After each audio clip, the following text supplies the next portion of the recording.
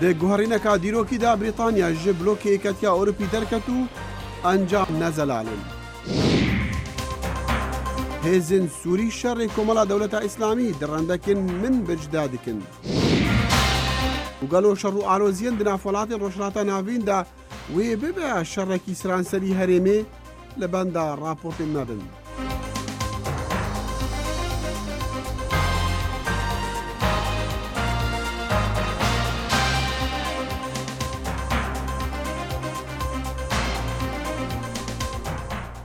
سلااو هیوین دەمە خۆش دەگەل کورد کۆنەکشن.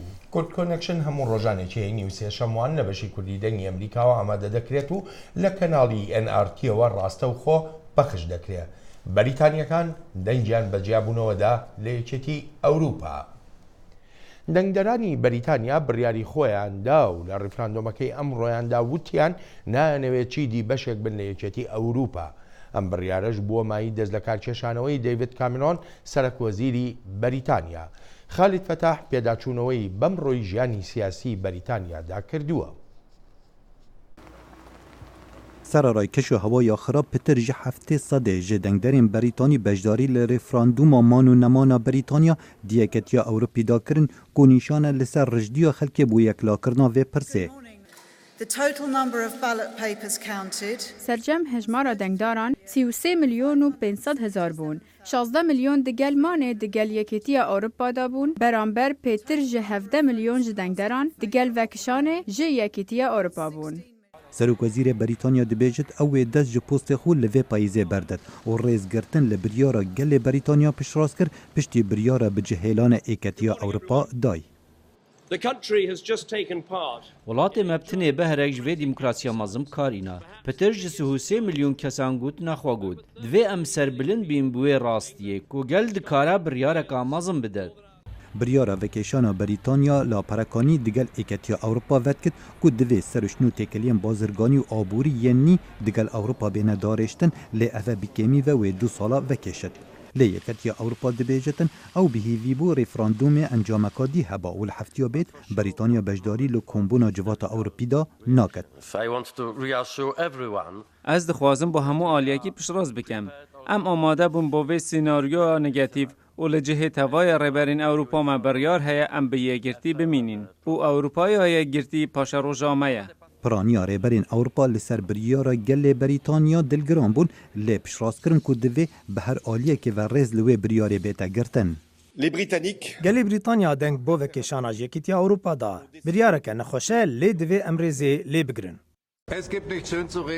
Ez bêjim çi tiştekî xweş niye. Rojekî nexweş e li Ewropa. Em hîvîdar bûn encam newiha ben lê biryara gelê Brîtanyayê. Lê dîtina xelkê Brîtanya cuda ye. Zor baş e. Baştirîn peyamel demê bûrî em dixwazîn welat vegerîte ve bû ser demê berê. Biryara Brîtanya bazarên cîhanê ji Tokyo tevaya Asya û bo Ewropa hejand. Binyada aboriya Bloomberg mezin de dikir ku bi bihayê 700 milyar dolara sehm û senet li bazarên cîhanê dakeftin û pawanê sterlînî gihişte nizimtirîn ast li demê 10 salên borî. Xalid Fetah, Dengê Amerîka. دوای بڕیاری دەست لە کارکێشانەوەکەی سەرۆکوەزیری بەریتانیا لەگەڵ شاژنی وڵاتەکەدا کۆ دەبێتەوە.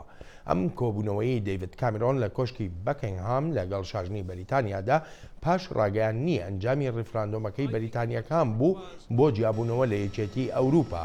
دەیڤید کامێرۆن دەیخواست وڵاتەکەی وەک بەشێک لە یەکێتی ئەوروپا بمێنێتەوە. و سەرۆکوەزیرê Japonê Shinzo Abe dibêjtin derketina Brîtanya ji yeketiya Ewropî xeterê li ser aboriyê cîhanê û bazarên diraviyên cîhanê jî duruzt dike.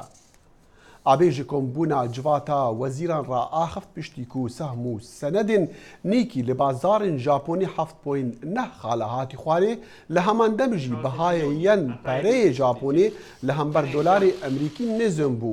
Dezgeh û karbidestên aborî li seranserî cîhanê hûjdarî dabûn jê karîgeriya xirab li ser aboriyê cîhanê bi derketina Brîtanya jê yeketiya Ewropî. Ve Brîtanya ji blokê yeketiya Ewropî derket û nezel ala ka encamên vê biryarî ya Brîtanyan wê çi be.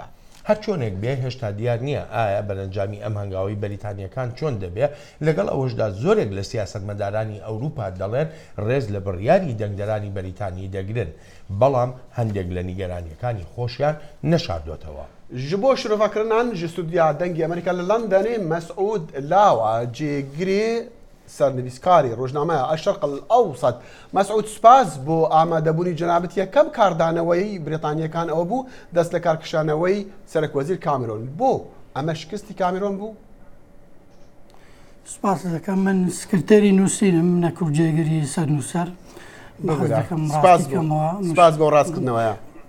بەڵێ دێڤید کامیرۆن وەکو سەرۆکی پارتی کرێکارانی بەریتانی لە 2013 لە کاتی هەڵبژاردنەکانی پەرلەمان بۆ ئەوەی یەکڕیزی ناو پارتەکەی بپارێزێ لە نێوان توندڕەوەکان و ئەوانی تر وعدی بە ڕاسترەوە توندڕەوەکاندا گوتی ئێمە گەر بینە حکومەت وەرگرین ئەو جارە بەڵێن دەدەمکەوە ڕاپگشت پرسی بکەین بۆ ئەوەی دەرچین لە ناو یەکێتی ئەوروپایاننا کە سەرکەوتن و بە ڕێژەیەکی بەرز حکومەتیان بەدەستێنا خەریک و پاشگەز بێتەوە لەو بەڵێنێکە داوێتی بەڵام ئەوان هەر لە دووی بوون و هەر فشاریان نەخزە سەری بۆیە هەوڵیدا چوو دانیشتێکی زۆری کرد لەگەڵ لە ئەوروپا لەگەڵ یەکێتی ئەوروپا بۆ ئەوەی زیاتر ممەیەزات بدەنە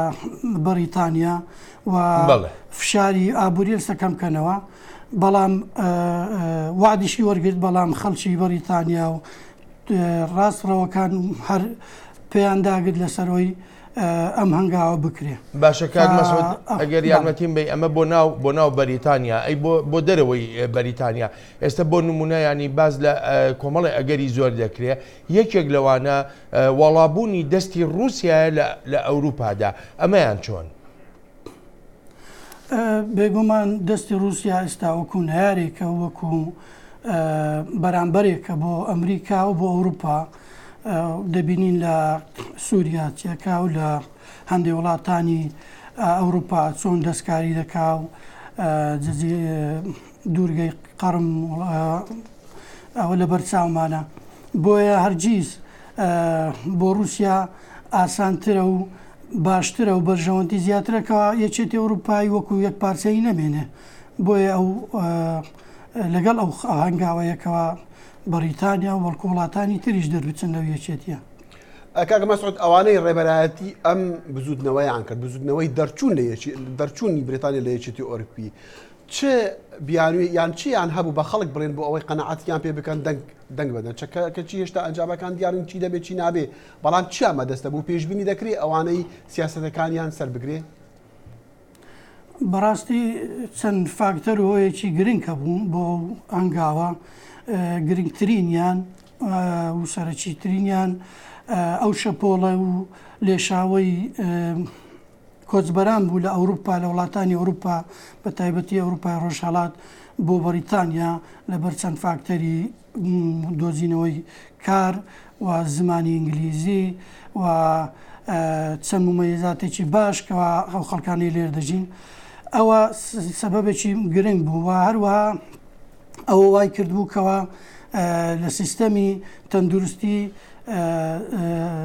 لاواز بێ لە وڵاتە لەبەر زۆری خەڵک هاتن بۆ هاتنی خەڵک بۆ ئەم وڵاتە بۆیە و هەروەها دەڵێن ئێمە وەکو بەریتانیا ساڵانە 8 ملیار و نیو وەکو بەشی خۆمان دەدەین بە میزانیای ئەوروپا بەڵام هیچ قازانجێکی وا ناکەین ئەو پارەی بۆ خۆمان بێنەوە نەخۆشخانەی بکە دروستکەین و بەڵام کاک مەسعود ینی ئەمە هەموو وڵاتانی یەکێتی ئەوروپا ئەو جۆرە بڕەپارەیە تەرخان دەکەن بۆ یەکێتیەکەیان جا پرسیارەکە لەوەدا ئەم دەنگدانەی ئەمڕۆی بەریتانیەکان ینی دەبێتە مای ئەوەی کە دەرفەت لە بەردەم وڵاتانی تردا بڕەخسێ بۆ کشانەوە لە یەکێتی ئەوروپا فەڕەنسا بەنمونە فەڕەنسا بێگومان ئەوی شەروەها معاناتێکی زۆری هەیە لە دەست کۆچبەران بە تایبەتی کۆچبەرانی وڵاتانی ڕۆژهەڵات و ئەوانیش پێویست دەیانەوێت دوور بن لەو یاسایانەی کەوا یاسای یەکێتی ئەوروپی کەوا دەستیانی گرتووە بەریتانیا و فەڕەنسا ناتوان یاسای وا دەربکەن کە دش بە پەنابەرانە بێ بۆ ناردنەوەیان یاخود بۆ دانی کەمتر ماف بەڵکو کەمتر بێن. فەڕەنسا وەروە دەنیمارک وەروە سوید کە ئەوانە هەر لە سەرتاوە داخلی دراوی خۆیان نەگۆڕیوە لە کڕۆن و لە کڕۆنەوە بۆ یۆڕۆ. کاک مەسعود زۆر سوپاس بۆ بەشداری جەنابەت، هیوادارم لە داهاتوودا زیاتر بەشداریمان هەبێت زیاتر ئەم باسە بکەین لەسەر بەتایبەتش لەسەر دەرچوونی بریتانیا لە ئەوروپا و کاریگەری. هێزین سووریا دموکرات ژێ شەڕڤالên کورد و عەرەبان کەتن چەند ڕەندەکن باژارێ منبج ji bo derxistina Brîtanên Dewleta İslamî Daeş. Lê berî em raporta peyamnerê me yê dengê Amerîka Mehmûd Balî bibînin ew niha rastexwe digel me bi Skypeê. Mehmûd nûtirîn pêşhat çi ne? Belê dem baş. Li rojavayê min mijê taxa yekemîn ji bajêr hat kontrolkirin ji aliyê şebanên encumana leşkerî taxa şerîa û dewar elkîtab got ew di medxelê bajêrê rojava dane. Li başûr rojavayê bajêr qenat Eltabaş ew jî taxa yekemîn e li başûr Rojhilat ew jî hate kontrolkirin. Li Amelê başûr devera girîng ew bo wek naskirin embara gênim yan metahin li min mijê ew jî hat kontrolkirin. Ew devera herî girîngeş ber bo bilind e û hakimiyeta xwe li ser hemû bajarê min mijê dibe ew niha hatiye kontrolkirin. Ji milê Rojhilat û milê Bakurê hîn pêşketin çêne bûye hîn şer li gundewarê min mijê hîn neketî nav planê min mijê tenê li Rojhilat li Rojava û li başûrê min mijê şer ketiye nav planên bajêr. Belê. Belê spas Mehmûd lê me bihîst ku teqînewek çi bûye gelek xelek birîndar bûne hatine kuştin ew çendî rast e? Belê li taxa el-şerîa şervanên encumana leşkerî û yên hesedê hewl dabûn bo hinek sivîl ji nav bajêr derxin û bikînin cî rizgarkirî lê çekdarên Daişê li ser riya wan di nav kolona da mayîn çandibûn ew mayîn bo wan da teqiyan piraniya birîndaran zarok bûn bi rastî me çavdîn li Kobanê li nexweşxaneya Kobanê 10 jê jiyana xwe ji destan û 21 jî birîndar bûn. Mehmûd Balî peyamê dengê Amerîka spas.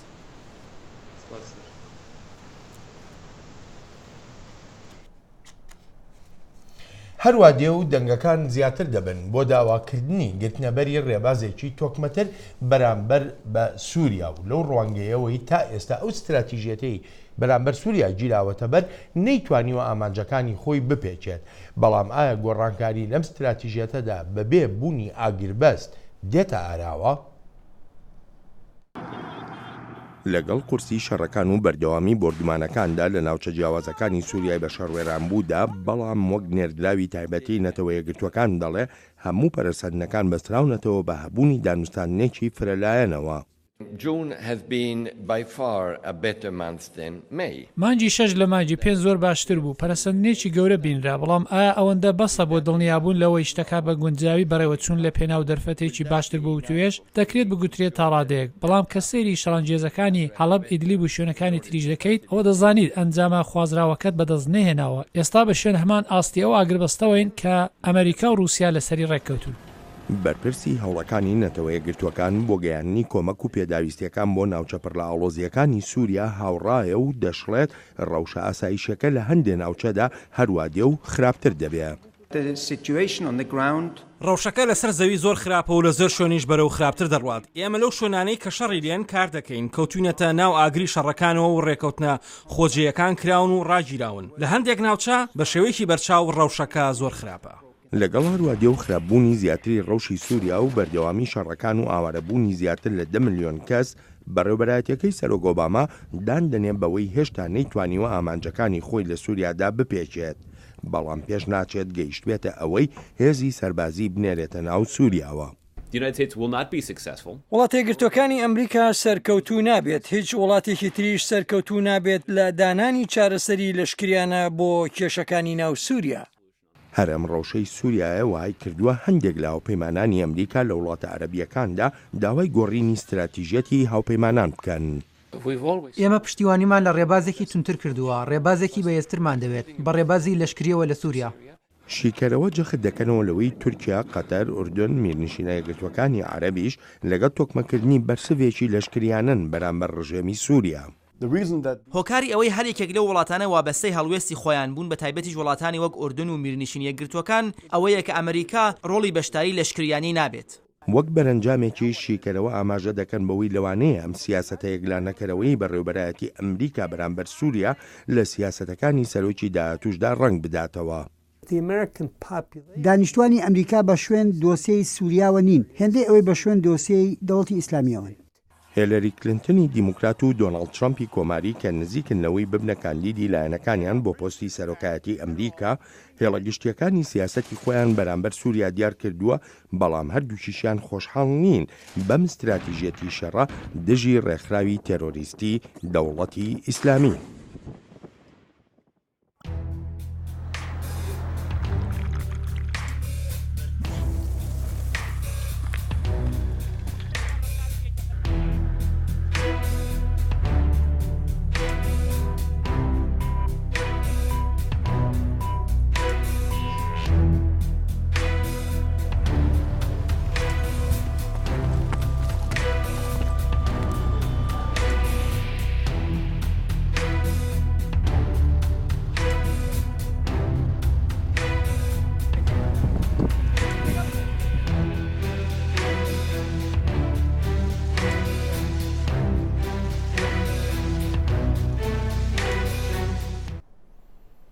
نزیکەی 1500 خێزانی SD پاش ئەوەی خۆیان لە شەڕەکانی دەوڵەتە تێرۆریستیە ئیسلامیەکەی ئەبوبەکر البەغدادی ڕزگار کرد لە ئوردوگایەکی پەنابەراندا لە نزیک شاری ئامەد دیاربەکر دەژین. وەک ئارام ئاجەر لە راپۆرتەکەیدا باسی دەکا بەهۆی هەڵایسانەوەی شەڕی نێوان حکوومەتی تورکیا و پارتی کرێکارانی کوردستان ئێستا ناتوانرێت وەک پێویست کۆمەک پێیان بگەێنرێت. پشتی داعش ئێرش لەسەر هەرمی شەنگالە کرد بە هەزاران خەڵکێن ئێزدی دەست بە جوهوارە خۆبەردان و کۆچبەر بوون. پرانیا ڤان پەنابەران ڕوویە خۆدانە هەرمی کوردستان و تورکیە. بەشێک جوان لە قامپên دیاربەکر هاتینە جهکردن و dibêjin em naxwazin vegerin. Bi xwedê me vê em vegerîne şingalpa, derek ne ji cêzilama xweştir e, heke Ereb li ba me nevane me vê em vegerîn. Em çin û dîsanekê de wel me bikin, terto belayê bibin, zarwa bibin, bikujin û jinaş xwe bibin, hemwaş xwe bibin. Me naxwazin em vegerîn. Penaberên li vê kampê bi alîkariya şarederiya Diyarbekir û xelkên herêmê hewcebûnê xwe tînin cih. Lê belê pirsgirêkên wan hîn berdewam in. Bi taybetî di derbarê tenduristiyê de. Divan her semhê derbas bide gelek tengayî me derbas kirin. Hatibû dereceke ku sıfırê van insana rojane ancak dikaribin xwarina xwe. Debara xwarinê me kar bijware rêkin. Dimilê perwerdeyî de dimilê tenduristî de dimilê oturmewî yani ji bo ku îqamawî hebe yan jî cêr û niştinawî serbest kar be here tedawî be ew tiştane halê hazir niha tevayî li hatiye rawestandin. Bestextûr bû me lazim in pêncî zamê acil heye bikeviya nexweşxanê de û yek nîna misadeka wan bike. Hemû belengazê tiştek nîne li cema em çi bikin? Pere jî nîye tiştek nemaye evelo. Ya di sala li vê dirê naf hemû koçberin tiştek nîne me baz de em şingal hatîne van texsîr nekiriye bo me ew xwarin daname tiş daname hemû xelas kirin çaya xelas kirin hevala tiştek nemaka ji me re nekirin bestextûr bû me lazim e. Xelkên êzidiyên li vê kampê dimînin pêwistên xwe tînin ser ziman û dibêjin astengiyê girang bû hewcebûnên rojane hene. Tiştî ka tê nanema nîvê jî nadin. Tiştî ka ji me re tê nanema dev karton duhdeş pêr de hatîne û sakirandîne nadin. Na zeytil mala me de he na birinc heye da tişta niha kêm kirîne tişta nanema. Ev kumkujiya heftû çaran li ser gelê êzidî hatî çêkirin. Niha baweriya wan bu ewlehiya herêmê nemaye û hewl didin ku cihek aram ji xwe re bibînin. Lê belê rastiyên jiyanê astengên mezin tînin pêşiya we. Aram Acar, Deng Amerîka. و چەند ساڵن وڵاتین ڕۆژهەڵاتە ناوین کەتنە شەڕێن نافخوا و ئالوزیên mezin ev şerniha pitir gefê dikin li ser ewlehiya tevaya cihanê. Pirs ev e gelo ev şer wê bibin şerên seranserî bersif li cem Şahid Alevi ye.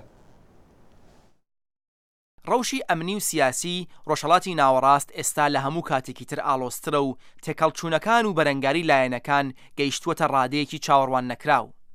هەریەک لە ئەکتەرە سەرەکیەکانی ئەم ناوچەیە لە هەوڵێکی بێوچاندان بۆ سەپاندنی ئیرادەی سیاسی خۆیان بەسەر لایەنەکانی تردا. هەر بۆیەش پارەیەکی زۆریان بۆ سندنی چەک و تەقەمەنی خەرج کردووە. زۆرینەی وڵاتانی جیهان لە نێوان 1 تا 3% بەرهەمی گشتی ناوخۆییان تەرخانی کردنی چەک دەکەن، بەڵام زۆرینەی وڵاتانی ڕۆژهەڵاتی ناوەڕاست لە نێوان 5 تا 13% بەرهەمی گشتی ناوخۆیان بۆ ئەو مەبەستە تەرخان دەکەن. هەرکام لە وڵاتانە بیانوویەکی تایبەتیان بۆ پەیڕەوکردنی ئەو سیاسەتە هەیە. زۆرینەی وڵاتانی عەربی کەندا و بە تایبەت عەربستانی سعودیە دەڵێن ئێران وڵاتێکی شەرخوازە و خەریکی پڕچەکردنی خۆیەتی. شاه سلێمان پاشای سعودیە لەسەر ئەو باوەڕەیە کە ئێران بە خێرایی و بەتوندی خەریکی زیادکردنی کەرەستە و هێزی سەربازی خۆیەتی. بۆ ئەم مەبەستەش هەم لەلایەن رووسیا و یارمەتی دەدرێت هەم لە ژێر سێبەری ڕێکەوتنی ناوەکیدا کار دەکات. لە دەرەنجامی ئەم ڕەکەبەریانە شەرگەلێکی چەند لایەنە لە ناوچەکە ڕووی داوە. لە عێراق و سووریا ئێران بە شێوەیەکی ڕاستەوخۆ ئامادەیە، لە بەرامبەردا سعودیا لە یەمەن ڕاستەوخۆ لە ناو شەڕدایە. گرنگی ژیۆپۆلیتیکی ڕۆژهەڵاتی ناوەڕاست بۆ تۆهەی دەستێوەردانی وڵاتە جلهێزەکان لەم ناوچەیە. هەر وڵاتێک لەلایەنێکی بەشدار لە شەڕەکە نزیکە و ئەوەش کاریگەری سەرەکی لەسەر هەڵوێستگرتنی ئەوان هەیە. کێشەی سووریا چیتر ڕێگەچارەی سەرانسەری نییە. ئەبێ بچین بە شوێن ڕێگەچارەی خۆجیەکان. دەبێت لەگەڵ هەر بەشێک لە سووریا بە شێوەی تایبەتی خۆی کار بکەین. بەڵام پێویست نیە ئەمریکا هێزی سەربازی خۆی بۆ ناوچەکە بنێرێ. ئەی لە کاتێکدا رووسیا و ئێران و دەسەڵاتی ناوەندی لە دەمێشق هەڵوێستێکی جیاوازیان لە ئەمریکا و هاوپەیمانانی هەیە، سووریای داهاتوو دەبێت چۆن دابمەرزێت. ئەو قەوارە سیاسیە لەگەڵ واقعی ئێستا و داهاتووی سووریا دەگونجێت سیستمێکی کۆنفدرالیە. سونیەکان و کوردەکان لەلایەکەوە و عەلەویەکان و خاچیەکانیش لەلایەکی ترەوە. دەسەڵات و فەرمانڕەوایی خۆجێیی تەواویان لە بواری ئەمنی و ئیداریدا هەبێت. دەسەڵاتێکی ناوەندی فیدرالیش لە دیمەشق هەبێت کە ئەمانە پێکەوە گرێدەدات. لە دەرەنجامدا ئەوەی کە ئێستا لە ڕۆژهەڵاتی ناوەڕاست دەبینرێت لەگەڵ شرۆڤەی چاودێران بە هەموو جیاوازیەکانیەوە لە یەک خاڵدا یەک دەگرنەوە. ڕەوشەکە نزیکە لە کۆنترۆڵی ئەکتەرە ناوچەیەکانیش دەربچێت، کەواتە ئەگەر هەوڵێکی گشتگیر و هەمەلایەنە بۆ دامرکاندنی قەیرانەکان نێتە ئاراوە، ئەگەری جددی ئەوە هەیە کە شەڕێکی گشتگیری خوێناوی هەموو وڵاتانی ناوچەکە بگرێتەوە. شاهد عەلەوی، دەنگی ئەمریکا. بەرنی ساندەرس کە خۆی کاندید کردووە بۆ پۆستی سەرۆکایەتی ئەمریکا دەڵێت دەنگ بە هێلەری کلنتن دەدا. سیناتۆر ساندەرس دەڵێت یەکێک لە ئامانجەکانی ئەوەیە ڕێگە لە دۆناڵد ترامپ بگرێت و نەتوانێت بچێتە کۆشکی سپی و دەشڵێ هەموو شتێک دەکا بۆ شکستپێنانی هەوڵەکانی دۆناڵد ترامپ. سیناتۆر بەرنی ساندەرس ڕکابەری سەرەکی هێلەری بوو لە ناو دیموکراتەکاندا بۆ پۆستی سەرۆکایەتی ئەمریکا. و دو هەفتیان پشتی مەزنترین تەقەکردنی کوشتنکاری لە ئەمریکا و تەوی و داخوازین جەماوەریژی بۆ تونکردنا قانونین کۆنتڕۆلکردنا چەکان کۆنگرسە ئەمریکی دە ئالۆزیاندەیە ئەندامین دموکرات ڤەدگەرنا تەکتیکên ساڵên 1960 yên mafên sivîl ji bo diyarkirina turebûna xwe.